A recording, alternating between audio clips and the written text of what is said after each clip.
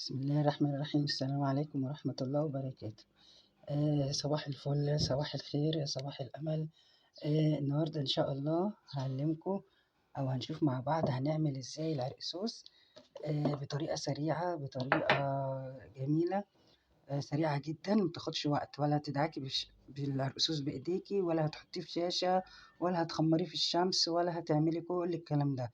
طريقة سهلة جدا. العرقسوس هتحطيه في المية وتسيبيه ساعة، هيبقى أتقل وأحلى عرقسوس جبتيه. هنشوف الطريقة ازاي. دلوقتي جبنا شفشق المية معانا اهو. طبعا احنا مخمرينه، انا اختصرت لكم الخطوات عشان خاطر ما تاخدش وقت معانا. دي العلبة اللي بحط فيها العرقسوس بتاعي او فيها العبار بتاعي. فدلوقتي فيها العبار اللي هو يعني المقادير بتاعتنا. هنا انا حطيت معلقه اكل عرقسوس، معلقه اكل او معلقه وربع، معلقه ونص، على حسب يعني انت عايزاه تقيل قوي ولا وسط. الوسط الحلو هتحطي معلقه عرقسوس من بتاع الاكل اهوت. العرقسوس معانا اهوت. طبعا انا بحطه في العلب دي، انتوا عارفين ان انا ما برميش حاجه، فحطيته في العلب بتاعه الايس كريم. اهي معلقه عرقسوس انا عامله له معلقه بلاستيك بحط منها، يعني المعلقة دي هتحطي منها معلقتين، أما معلقة الأكل هتحطي معلقة واحدة بس. ماشي كده، حطيت المعلقتين بتوعي. جبت الكربوناتو، المعلقة بتاعتها اللي هي معلقة الشاي الصغيرة، أو المعلق البلاستيك بتاع الجيلي أهيت، وحطيت معلقتين كربوناتو. أنا بحب الكربوناتو يعني تقيل شوية عشان يساعد على الهضم أكتر. ماشي، فأنا حطيتهم وقلبتهم بشكشكة مية كده، يعني نقطتين 3 مية، وقلبتهم بالمعلقة وسبته، وبططته كده وسبته وغطيت عليه، وسبته بقى للصبح هنا على الرخامة عادي، على رخامة المطبخ، ولا شمس ولا مكشوف ولا الكلام ده كله. سبته كده من بالليل لحد الصبح، أو حتى لمدة ساعتين. ماشي، لمدة ساعتين بس. كل ما تسيبيه كل ما يخمر معاكي ويبقى جميل. اهوت بعد ما خمر انا عملته من بالليل للصبح، او زي ما احنا شايفين كده خمر واسود اهوت. هنعمل ايه بقى الخطوة اللي بعد كده؟ هنجيب المصة بتاعتنا. بصوا يا شباب وبصوا يا بنات، أهم حاجة عندي المصفى تكون بلاستيك. في كل استخداماتك في المطبخ لازم يكون المصفى بتاعتك بلاستيك. ليه؟ لأن المصافي الاستانلس بتصدي، وطبعا ده خطر، وما بتعرفيش تنضفيها، وبتصدي معانا، وساعات بيبقى بيتقطع منها حاجات ما بنشوفهاش، والسلك طبعا يجي في الأكل وتبقى مشكلة. لكن البلاستيك سهل وعملي وصحي برضو وسريع. بتجيب البلاستيك الصحي بتاعك اللي هو بيبقى مكتوب عليه رقم 4 اهوت، او احنا كده كده مش هنطبخ فيه، يعني ده حاجات سريعة. ماشي اهو، وتحطيه على الشفشق بتاعنا اهو. شفشقنا حلو وجميل من ايام الزمن الجميل زي ما احنا شايفين، اتفرجوا عليه اهوت. ماشي، فهنحطه كده. ماشي تمام كده. هنجيب بقى ميه مرقده من بتاعتنا. يعني ايه ميه مرقده؟ يعني ما تكونش ميه من الحنفيه، ما تكونش ميه من الحنفيه. نفتح الازازه اهي، ازازه معانا اهي جبناها من التلاجة، ونحط المية على العرقسوس بالمنظر اللي احنا شايفينه ده كده. امليها مش مشكلة، امليها. وبعد كده هتجيبي المية بتاعتك ديت او العرقسوس بتاعك ده، بسم الله الرحمن الرحيم، وتيجي تروحي مفضية كده يا معلمة. ايوه يا معلمة، تفضي كده. مش هتقولي لي ايه ده مفضيش كله، مش مشكلة، ما احنا ايه، على فكرة ده كده المقدار ده مقدار لتر مية، مقدار لتر مية. كنت هنسى اقول اهو، ما حدش سألني هنحط ميه قد ايه. هنحط لتر ميه اللي هو الازازه بتاعتنا، اللي هي ملو الازازه دي كده بالظبط اهو. اهو تمام كده يا شباب يا شبات، ادي كده. نفضل نفضي كده، يعني بدل احنا ممكن نفضي العرقسوس بالمعلقه مع المصفى ونفضي الميه عادي، بس انا بحب اعمله كده عشان هيعمل رغاوي من تحت اهو. تمام كده. انت بعد ما يخمر اصلا هقول لك بس بالترتيب كده. ايه، فضينا الميه اهو، نفضل نفضي نروح ونيجي اهي، رياضة برضه اهي. تمام كده يا شبابي يا شباتي اهو. ماشي اهي، نفضل كده نفضي، وبنغسل العلبة كمان معانا عادي. العلبة دي سودت معايا عشان بقالها سنين ما بعرفش اغير المقادير بتاعتي. العلبة دي هي المقدار بتاعي اللي بعمل بيه العرقسوس، يعني ما عملتش عرقسوس فيها بركنة، فهو اللون ده بقى مزمن فيها خلاص، من العرقسوس والكربونات. ما بعملش اي حاجه تاني فيها، لان هو ده العبار بتاعي بتاع العرقسوس. كده فضيت كل اللي فيها، هي لونها كده ما فيهاش تاني خلاص اهي، ما فيهاش اي حاجه تاني كده اهو. فضيت كل حاجه فيها تمام. تمام. احنا بقى كده يعني هنفضي برضو لسه في شوية مية معانا، هنفضيهم برضو في العلبة مش مشكلة اهو. هي مفيهاش حاجة بس نستبارك بقى بالعلبة مكان العرقسوس، ناخد البركة بتاعته من العلبة كده تمام. نستبارك نتبارك، مش نستبارك نتبارك بالعلبة، بركة العرقسوس اللي في العلبة بدل ما نفضي على طول. هنفضل بقى نفضي وكده كده الشفشق ده معانا. هنا بقى ايه اللغز بتاعنا هنا، أهم حاجة والتكة بتاعتنا اللي فيها البهاريز كلها اللي هتعمل لنا العرقسوس بجودة عالية. هتقولي لي ايه هي يا منال؟ هقول لك ايه هي يا ست الكل. بصي يا سيدي معايا، هتعملي ايه او هتعمل ايه كده. انا فضيت العرقسوس بتاعي في الشفشق، هتقولوا لي طب هو هيخمر ازاي ده في المصفى؟ هقول لك ازاي. دلوقتي المية لازم تبقى فوق كده زي ما احنا شايفين المية. لازم المية وانا بملى الشفشق بتاعي بيبقى المقدار بتاعي اللتر، ده بياخد لتر. فبعمل ايه؟ المية بتعلى معايا لحد ما توصل للرصوص من فوق. يعني انا لو حطيت مية قليلة كده الرصوص مش هيخمر. فطول ما انا سايباه في المية كده، المية اللي تحت كلها عمالة تاخد وتدي مع الرصوص، تاخد وتدي تاخد وتدي. فالرصوص كده كأنني نقعاه بالظبط. ولا بقى تقولي لي شاشة ولا الكلام ده. أنا ممكن لو عايزة تحطي شاشة حطي شاشة، افردي شاشة على الشفشق نفسه من تحت، وبعدين حطي المصفى، وكده كده المية برضو هتلمسها من فوق. لكن أنا بحبش أحط شاشة لسبب عشان يبقى تقيل معايا وحلو. وبعد كده أبقى أفضي الشفشق ده بعد ما يخمر، بفضيه بفضيه في حاجة، وأنا بعد إيدي من فوق كده أفضي. وبعد كده هتطلع معايا الرغاوي وهيطلع معايا أي حاجة مرقدة من تحت، عايزة أرميها برميها. أنا بقى ما بحبش أرمي الحاجة المرقدة الناعمة دي. ليه؟ لأنها طول ما هي مع الرصوص طول ما هي بتتقله وجميل. طبعا أنت اللي بتصبي له مش هيطلع معاها الترقيد اللي تحت، أنت بتصبي من فوق، والحاجة المرقدة من تحت دي ما بتطلعش معاكي نهائي، ده لازقة تحت في الشفشة. فأنا بحب أسيبها عشان تفضل متقلة العرقسوس. فاحنا هنسيبه كده اهو. اهم حاجه زي ما قلت ايه، يعني بصي طول ما هو كده الصوص يعني خفيف شويه اهو. بص اللون بتاعه عامل ازاي، اللون بتاعه يعني خفيف شويه. انا شايفاه تقيل لان انا مخمراه من امبارح. لكن لو انتوا عاملينه بقاله ساعتين، لو حتى بقاله ساعه، المهم ان الكربوناتو والعرقسوس يسودوا مع بعض هنا وانا بعمله. اول ما يسود بقى نص ساعه ساعه 5 دقايق، تروحي مفضيه وسايباه وتركنيه بقى على جنب كأنه بيخمر في المية. فاهماني ازاي؟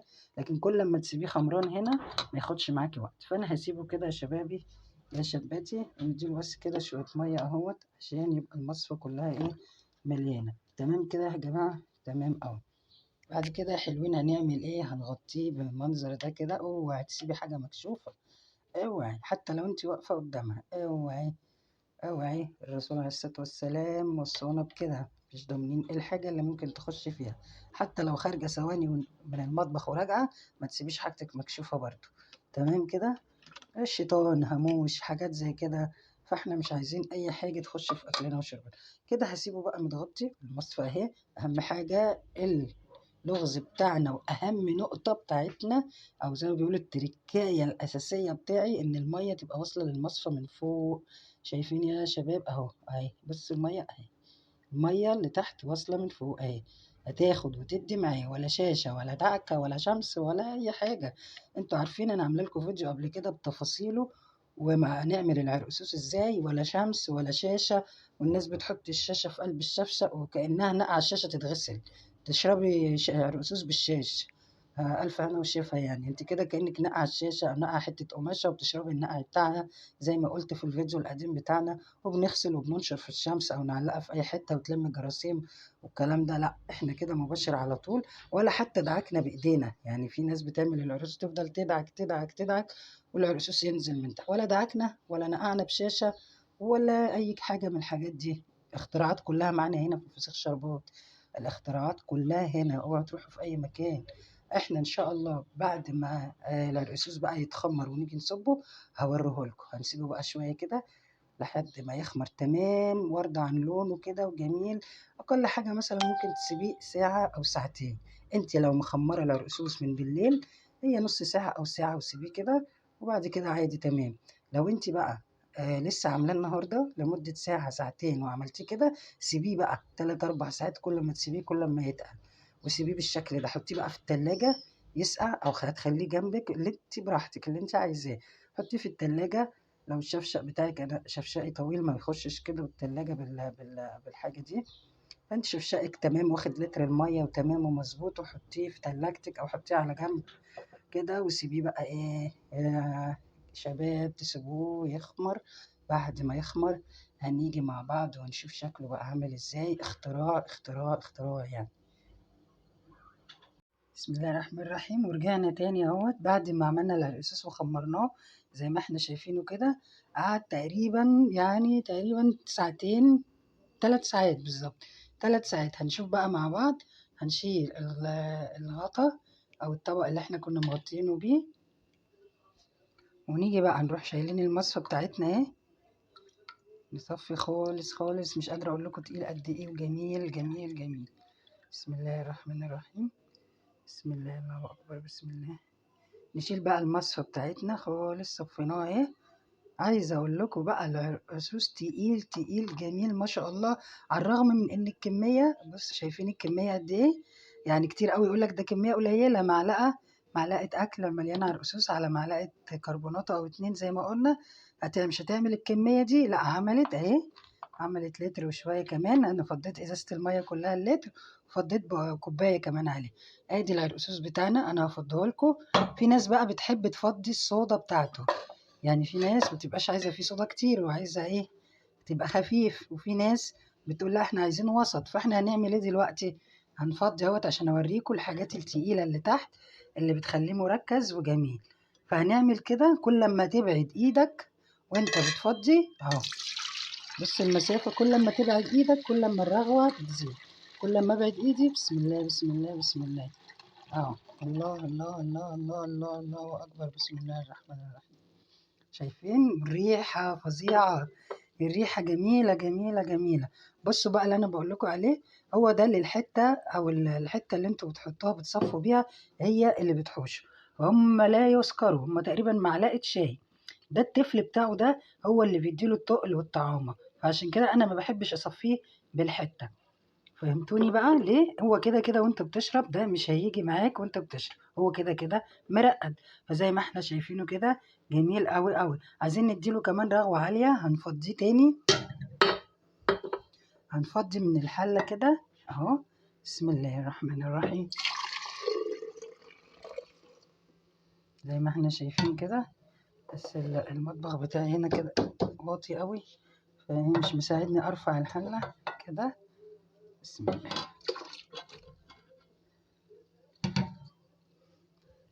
اهو. فضيته اهوت، فضيته تاني هنا. بصوا بقى الرغوة بتاعته وطعمه، مش قادرة اقول لكم قد ايه جميل جدا جدا ما شاء الله، الله اكبر. ريحته روعة، طعمه جميل، مليان صودا حلوة اهوت لهضم. عايز تفضي منه الصودا افضل ايه فضي فيه، يعني وديه وهاته وديه وهاته في كذا حاجة، وارفع ايدك عالية قوي عشان تطلع منه الصودا. يا اما تسيبها بتساعد على الهضم، بس انصحكم ما تشربوش منه كتير عشان بيعلي الضغط. بس طبعا قدام الفوائد بتاعته، فوائده جميلة جدا جدا. وسبحان الله جميل ومسكر طبيعي 100%. لو عجبكم الاختراع ده، اختراع ده يا جماعة اختراع، لأنها بتوفر وقت ومجهود وممكن ينفع مشروع جميل قوي. ومشروع بسيط جدا. يعني معلقة العرقسوس دي مش هتقف عليك بجنيه. يعني لما بجيب مثلا ب5 جنيه رقصوص فرط كده، ال5 جنيه دي ممكن أعمل منها 10 مرات. تعمل لي 10 معالق مثلا، كل معلقة بتعمل لي لتر وربع اهي. لتر وربع، يبقى ال10 معالق دول واقفين بكام؟ بنص جنيه. بنص جنيه. يعني الإزازة لتر واقفة عليا بنص جنيه. والكربوناتو طبعا بنجيب ب2 3 جنيه كربوناتو، بيديني كمية قد كده. فإزازة العرقسوس كده كلفتني تقريبا كلفتني 75 قرش يعني. 75 قرش عملت بيهم لتر عرقسوس. فالفكرة جميلة ومشروع واختراع وحاجة جميلة. هو فعلا فعلا اختراع، لأنه وفر لي في الوقت والمجهود والفلوس برضو. ان انا لو اشتريت كمية زي دي من بره مش اقل من 30 جنيه، مش اقل من 30 جنيه. فيا ريت بقى تسيبوا لي تعليق حلو، عشان ما حدش بيعلق كتير، فانا مش عارفة ليه مش عاجبكم يعني الشغل ولا ايه. سيبوا لي تعليق واضغطوا على الجرس، هيظهر لكم 3 اختيارات. اضغطوا على كلمة الكل عشان يوصل لكم كل اختراعات جديدة اول باول. وكل سنة وانتم طيبين. وشيروا بقى الفيديو كتير كتير على قد ما تقدروا عشان توصلوا الاختراع ده لأكبر كمية أصدقاء وناس عشان يعرفوا المشروع الجميل بتاعنا أو الفكرة الجديدة أو الاختراع بتاعنا. شكرا لكم، والسلام عليكم ورحمة الله وبركاته، وباي باي.